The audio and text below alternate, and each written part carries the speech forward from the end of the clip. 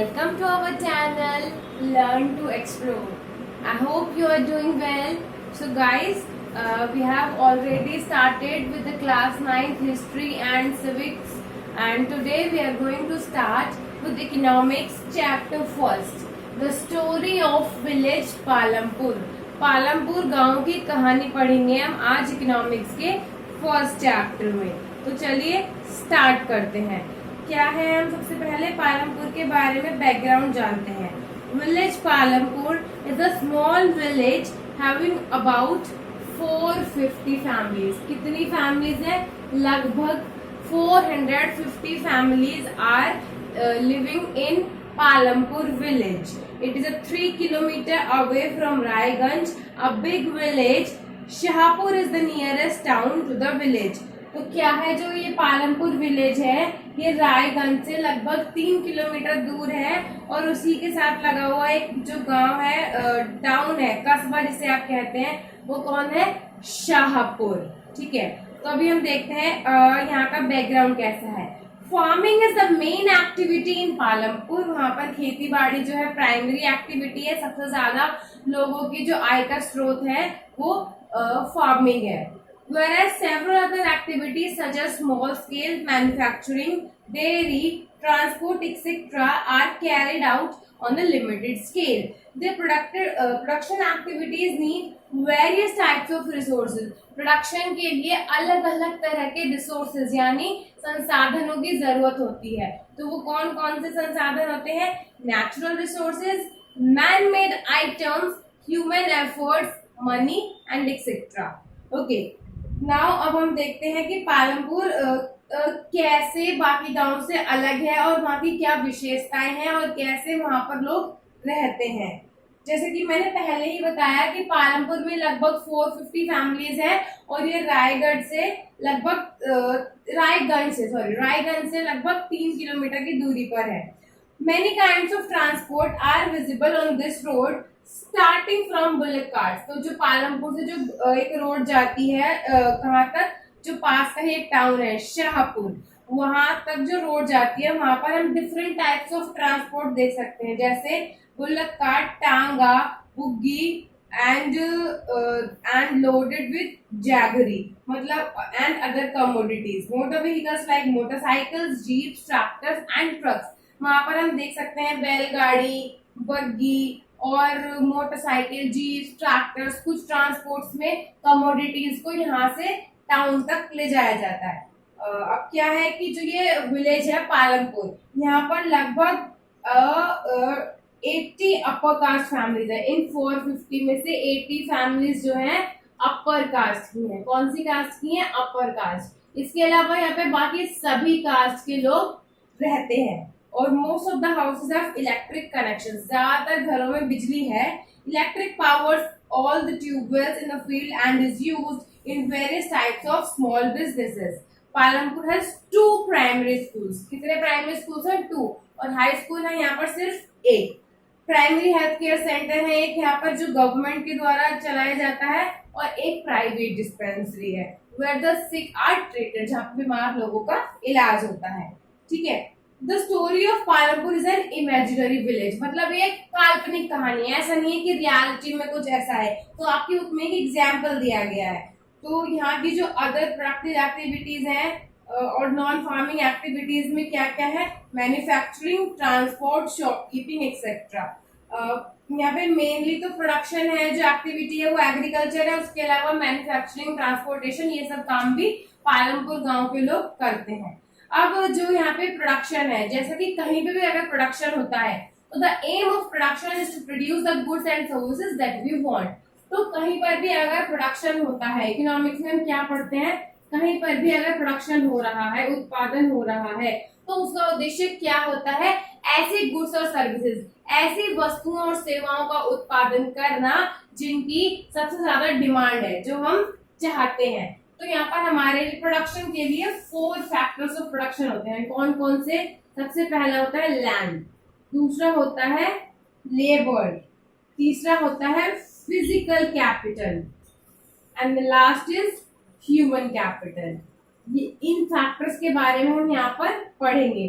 हमें कोई भी चीज का प्रोडक्शन करना है उसके लिए हमें लैंड चाहिए, फार्मिंग के लिए हमें सबसे पहले जमीन चाहिए, लेबर चाहिए कि उसमें लोग काम कर सके, तीसरा फिजिकल कैपिटल यानी कि रॉ मटेरियल जो हमें काम के लिए चाहिए, जैसे कि मान लीजिए अगर आपको एग्रीकल्चरल फील्ड में काम करना है तो उसके लिए प्लफिंग के लिए मशीन्स चाहिए, ट्रैक्टर चाहिए, ये सब किसके अंदर आएगा, फिजिकल कैपिटल। और ह्यूमन कैपिटल क्या होता है, human capital uses all other factors of production in the process of production. Okay.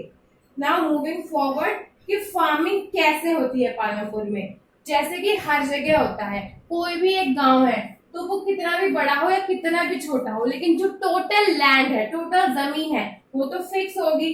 तो वहां पर भी 75% of people who are working are dependent on the farming for their livelihood.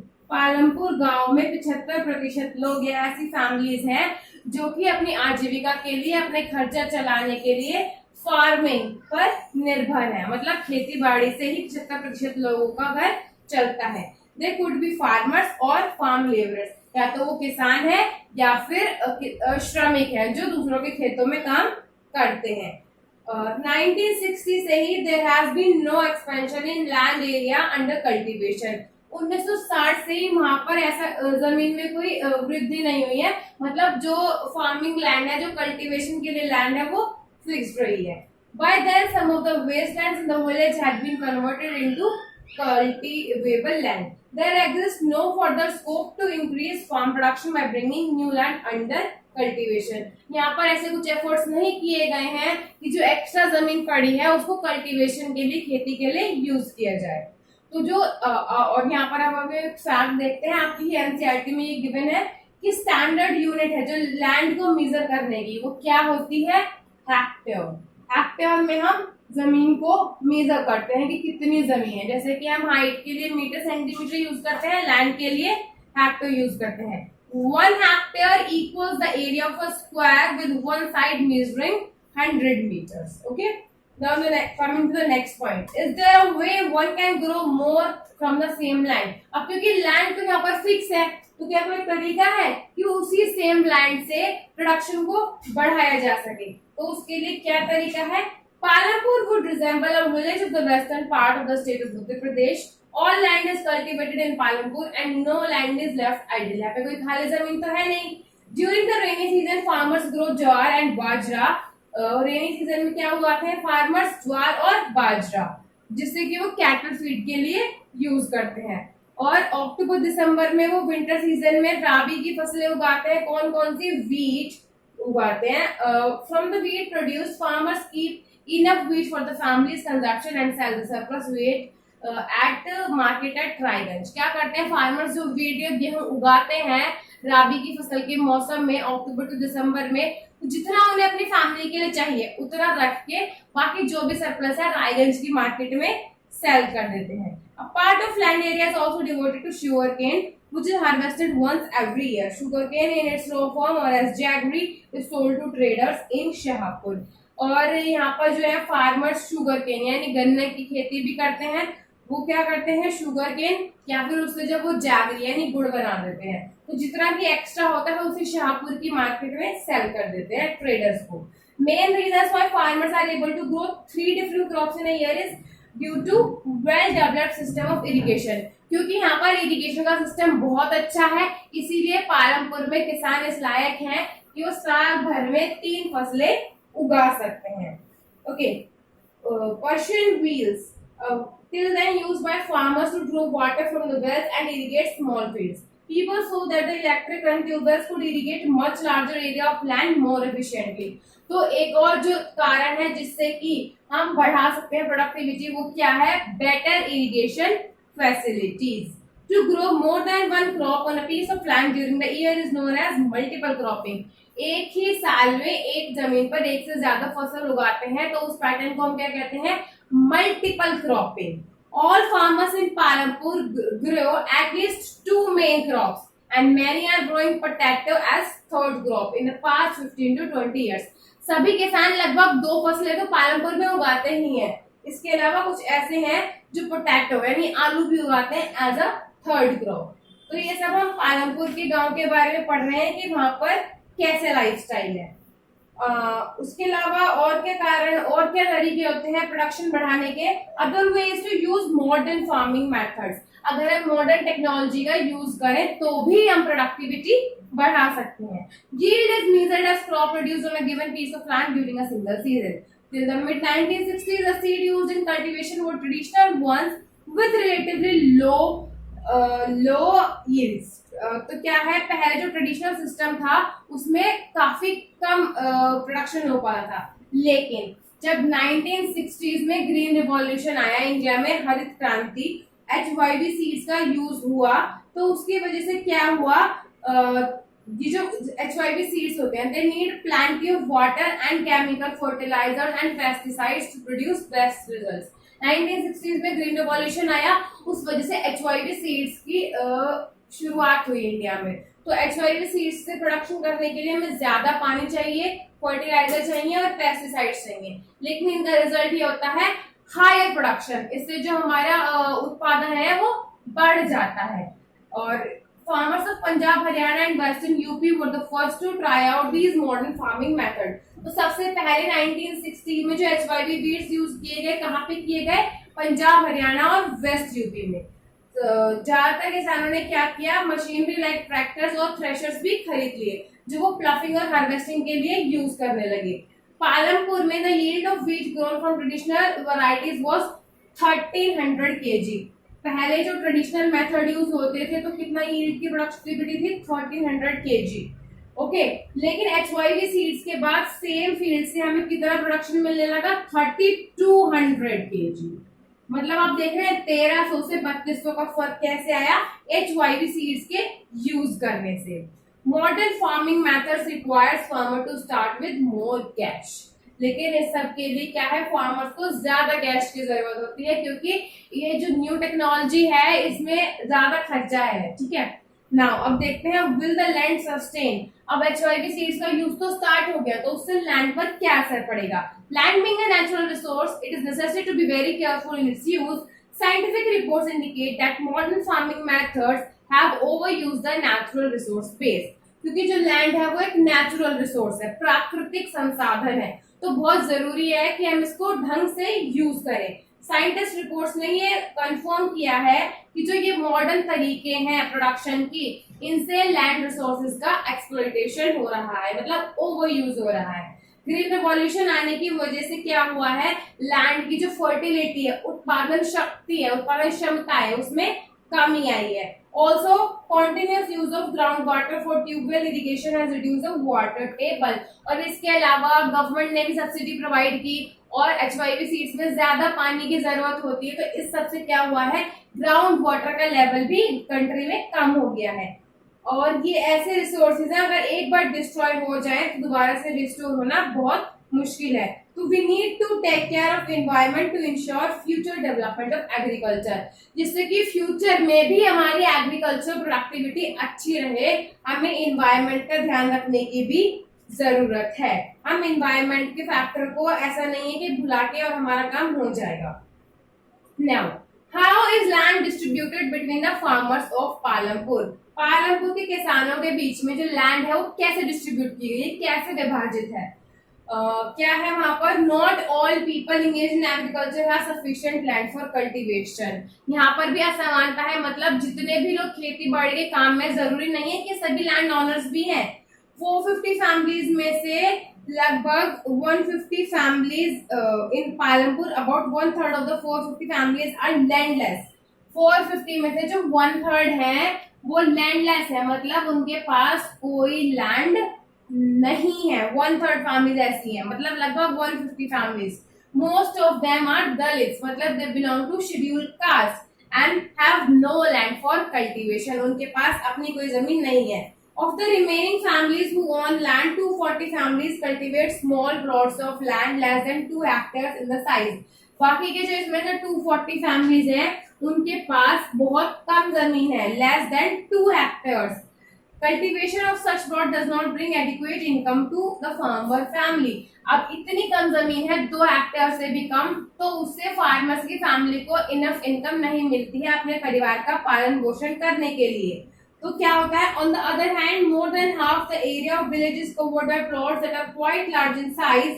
In Parapur, there are 60 families of medium and large farmers who cultivate more than 2 hectares of land. क्या है, लगभग 60 families ऐसी हैं जिनके पास Palampur village की लगभग half से ज्यादा लैंड है. मतलब इतना ज्यादा डिफरेंस और इनइक्वालिटी है लोगों में कि कुछ लोगों के पास तो लैंड है ही नहीं, कुछ के पास है तो अराउंड 2 हेक्टेयर्स है, और बाकी कुछ सिर्फ 60 फैमिलीज ऐसी हैं जिनके पास हाफ से ज्यादा विलेज की लैंड है. A few of the large farmers have land extending over 10 hectares or over more. कुछ तो ऐसे इतने बड़े किसान हैं जिनके पास 10 हेक्टेयर से भी ज्यादा लैंड है. Now see, who will provide the labor after land? Labor is the next necessary factor of production. हमने 4 फैक्टर्स ऑफ प्रोडक्शन देखे थे, लैंड, लेबर एक्सेट्रा. तो लैंड की तो बात हो गई, अब देखते हैं लेबर. तो लेबर जो है बहुत इंपॉर्टेंट फैक्टर है प्रोडक्शन का. Farming requires a great deal of hard work. Farming यानी खेती में बहुत कठिन परिश्रम की जरूरत होती है. Small farmers along with the families cultivate their own fields. जो छोटे किसान हैं अपने परिवार के साथ मिलकर खेती का काम करते हैं. They provide the labour required for farming themselves. जो उनको खेतों में फार्मिंग की जरूरत होती है, मतलब जो ऐसे किसान हैं जिनके पास थोड़ी सी लैंड है, तो वो क्या करते हैं, अपने घर वालों के साथ मिलकर लेबर वर्क करते हैं अपने फील्ड्स में. Medium and large farmers hire farm labourers to work on their fields. जबकि जो बड़े और मध्य किसान हैं वो क्या करते हैं, फार्मर्स को दूसरे जो लोग हैं लेबरर्स को मार्केट से हायर करते हैं अपने फील्ड्स में काम करने के लिए. Farm labourers come either from landless families और families cultivating small plots of land. जो ये फार्मर लेबरर्स होते हैं जो लेबरिंग का काम करते हैं, वो या तो लैंडलेस लेबरर्स हैं, मतलब जिनके पास कोई जमीन नहीं है, या फिर वो है जिनके प्लॉट्स बहुत छोटे हैं और उनको इतनी इनकम नहीं मिलती है कि वो अपने फैमिली को नीड्स को पूरा कर सके. ठीक है, okay. Instead they are paid wages by the farmers for whom they work. तो उन्हें वेजेस मिलते हैं काम के बदले में. Wages vary widely from region to region, from crop to crop, from one farm activity to another. तो जो वेजेस है उनमें काफी डिफरेंस है, जगह के हिसाब से, काम के हिसाब से और क्रॉप के हिसाब से. There is also wide variation in the duration of employment. उसमें भी डिफरेंस है, वेरिएशन है कि कितने टाइम तक एम्प्लॉयमेंट यानी कि रोजगार उन्हें मिलेगा. ओके. और farm labourer might be employed on a daily basis और for one particular farm activity like harvesting और द होल ईयर. हो सकता है कि किसी को कभी कभी काम मिले, हो सकता है किसी को पूरे साल के लिए काम मिल जाए. तो इसमें भी काफी वेरिएशन है. इसमें एक एग्जांपल दिया हुआ है यहीं पर. Dala is a landless farm labourer who works on daily wages in Palampur. तो डाला जो है एक फार्म लेबरर है जो कि डेली वेजेस के लिए काम करते हैं पालमपुर, मतलब उन्हें डेली के वेजेस मिलते हैं. This means he must regularly look for work. इसका मतलब है कि उन्हें डेली काम की तलाश रहती है. The minimum wages for a farm laborer set by the government is ₹115. तो गवर्नमेंट ने अप्रैल 2011 में एक दिन का मिनिमम वेज कितना डिसाइड किया था, 115 रुपए, ₹115. बट डाला गैस ओनली ₹80. लेकिन डाला को सिर्फ 80 रुपीज ही मिल पाते हैं. There is heavy competition for work among the farm labourers in Palampur. क्योंकि यहाँ पर काम के लिए बहुत ज्यादा कंपटीशन है, इसलिए लोग कम पैसों में, कम वेजेस में भी काम करने के लिए तैयार हो जाते हैं. तो डाला इस चीज के बारे में कंप्लेन करते हैं अनदर फार्म लेबरर, उनके कोलीग, उनके फ्रेंड को, कौन, रामकली. लेकिन जो डाला और रामकली है दोनों ही गरीब परिवार से बिलोंग करते हैं, लैंडलेस हैं, और इसलिए वो सिचुएशन में कुछ नहीं कर सकते, वो मजबूर है. Now the capital needed in farming means the next factor of production. Most small farmers have to borrow money to arrange for the capital. वो किसान जिनके पास बहुत छोटी लैंड है, उन्हें प्रोडक्शन के लिए जो कॉस्ट होती है उसके लिए जनरली सीड्स के लिए, फर्टिलाइजर्स के लिए लोन लेना पड़ता है, बोरो करनी पड़ती है money. They borrow from large farmers or the village money lenders or the traders who supply various inputs for cultivation. तो वो किन लोगों से उधार देते हैं, जो गाँव में मनी लेंडर्स हैं, बड़े किसान हैं, etcetera. The rate of interest on such loan is very high. तो उन्हें बहुत हाई रेट ऑफ इंटरेस्ट भी पे करना पड़ता है. They are put to great distress to repay the loan. और उन्हें लोन वापस देने में बहुत मुश्किल आती है. In contrast to the small farmers, the medium and large farmers have their own savings from farming. अगर हम छोटे किसानों को छोड़ दें तो मध्य और बड़े किसान जो है वो इतनी बचत कर लेते हैं कि वो अगले साल के लिए फार्मिंग के लिए अपना काम कर सकते हैं बिना किसी लोन की। They are thus able to arrange for the capital needed, मतलब वो इस लायक सेविंग कर लेते हैं कि जितनी कैपिटल उन्हें प्रोडक्शन में चाहिए नेक्स्ट ईयर उन्हें कुछ बोरो नहीं करना पड़ता। तो among these three factors of production we found that labor is the most abundant factor of production। Land, labour और फिजिकल कैपिटल अगर हमने देखा तो हम क्या देखते हैं, जो लेबर है वो सबसे ज्यादा अबंडेंट है, सबसे ज्यादा अवेलेबल है। There are many people who are willing to work as farm laborers in the village whereas the opportunity of work are limited। बहुत सारे लोग तैयार हैं एज ए लेबर काम करने के लिए, लेकिन अपॉर्चुनिटीज लिमिटेड है। ये कौन लोग हैं जो तैयार है, या तो वो लैंडलेस है या फिर पुअर और स्मॉल फार्मर्स है। In contrast to labour, land जो है स्केयर फैक्टर ऑफ प्रोडक्शन है। कल्टिवेटेड लैंड एरिया जो है बहुत कम अवेलेबल है। Moreover existing land is distributed unequally, जो लैंड है पालमपुर विलेज में उसका डिस्ट्रीब्यूशन अनइक्वल है। Large number of small farmers cultivate small plots of land, जो बहुत ज्यादा नंबर में है छोटे किसान और उनके पास बहुत कम लैंड है, बड़े किसानों के पास लैंड ज्यादा है। इन सब की वजह से क्या है, पूरे विलेज में बहुत ज्यादा इनइक्वालिटी है। लैंड और कैपिटल स्कैर है, मतलब दुर्लभ है, मिलना मुश्किल है। और डिफरेंस क्या है between two factors of production, land जो है एक नेचुरल रिसोर्सेज है, जबकि कैपिटल एक मैन मेड रिसोर्स है, फिर भी यहाँ पर स्कैर है। Now coming to the next point, sale of surplus farm product. क्या है, the wheat is harvested and production is complete. जैसे वीट जैसी जो प्रोडक्ट्स है, मतलब गेहूं जिसकी जरूरत सभी को होती है, तो फार्मर्स क्या करते हैं, वीट का प्रोडक्शन करते हैं, जितना उनकी फैमिली को चाहिए उतना रख के बाकी सरप्लस को मार्केट में सेल कर देते हैं। स्मॉल फार्मर्स क्या करते हैं, सरप्लस वीट को टोटल प्रोडक्शन में जो वो कर रहे हैं उसमें जो सरप्लस है उसे जाके मार्केट में बेच देते हैं। So it is the medium and large farmers who supply wheat to the market, क्योंकि उनका प्रोडक्शन तो ऑलरेडी कम है, तो मार्केट में जो मेन सप्लाई का सोर्स है वो मीडियम और लार्ज फार्मर्स के पास से आता है। The traders at the market buy the wheat and sell it further to shopkeepers in the towns and cities. तो उन लोगों से ट्रेडर्स ये सब सामान खरीदते हैं और फिर टाउन्स और सिटीज में जाके शॉपकीपर्स को सेल कर देते हैं। तेजपाल सिंह का एग्जाम्पल है, वो एक लार्ज फार्मर है और उनका लगभग 350 क्विंटल्स का सरप्लस है वीट का, ठीक है। तो वो अपना सारा सरप्लस राजगंज की मार्केट में बेच के एक अच्छा अमाउंट अर्न कर लेते हैं। लास्ट ईयर तेजपाल सिंह ने क्या किया था, अपने ज्यादातर पैसे बैंक अकाउंट में डाल दिए और सेविंग्स जो थी उसमें सविता जैसे जो छोटे किसान हैं जिनके पास रिसोर्सेज नहीं है उनको उन्होंने क्या किया, लोन देते हैं और उनसे वो इंटरेस्ट भी लेते हैं। Some farmers might also use the saving to buy cattle. कुछ किसान क्या करते हैं, जो सेविंग का पैसा होता है, जो पैसे वो बचाते हैं उसे कैटल खरीद लेते हैं, जैसे कि गाय एक्सेट्रा खरीद ली, क्योंकि गांव में लोग खुद पसंद करते हैं कि अपने खेत के लिए बैल वगैरह अपने यूज करें या ट्रक्स खरीद ली, ये सब। अब ये सब जो हमने पढ़ा ये है, this is all about farming activities in Palampur. So students, we are going to complete your first chapter because it is a small and easy chapter in just one class. Now moving forward to the non-farming activities in Palampur. वो कौन से काम है जो farming से अलग हैं और पालमपुर के गांव में होते हैं। Only 25% of the people working in Palampur are engaged in activities other than agriculture।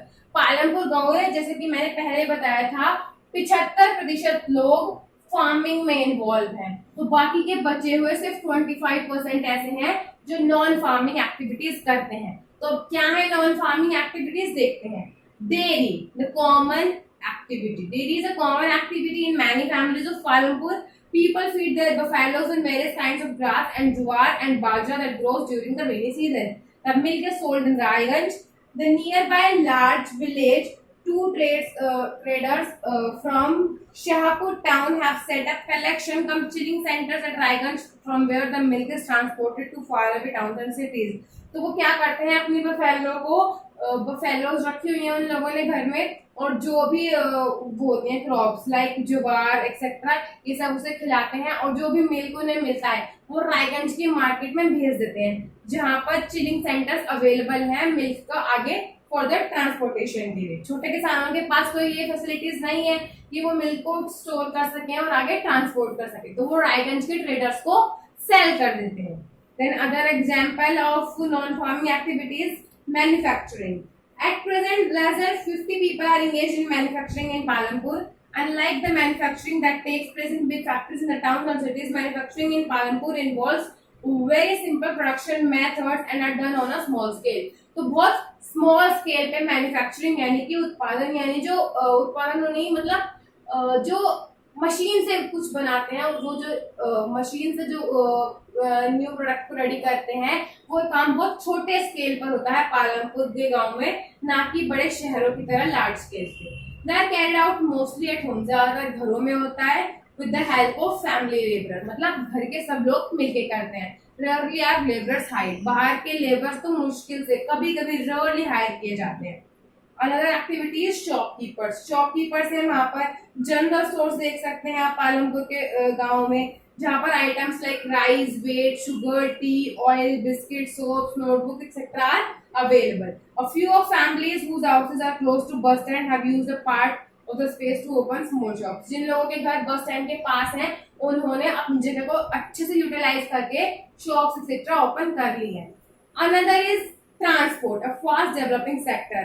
तो पालमपुर में कुछ लोगों ने अपने व्हीकल्स रोड पे चलाने स्टार्ट कर दिए हैं, like rickshaw wallas, tonga wallas, jeep, tractor, truck drivers and people driving a traditional bullock cart and बुग्गी.